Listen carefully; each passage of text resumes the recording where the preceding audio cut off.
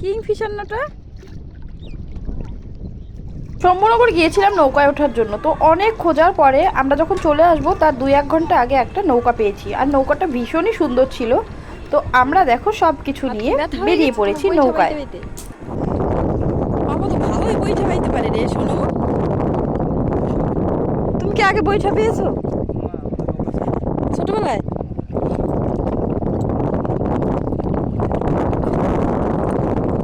এত হাওয়া কি বলবো তোমাদেরকে, শুধু হাওয়ারই শব্দ হচ্ছে। দিদি ও তো সব বড় বড় নৌকা না? এরকম নৌকা আছে?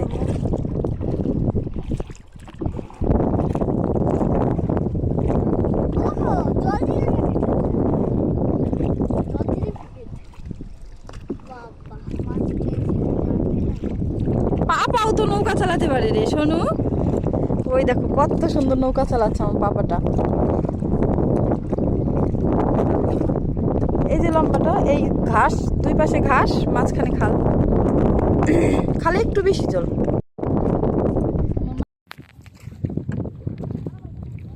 ওই দেখো ডুঙা নিয়ে এসছে কতগুলো।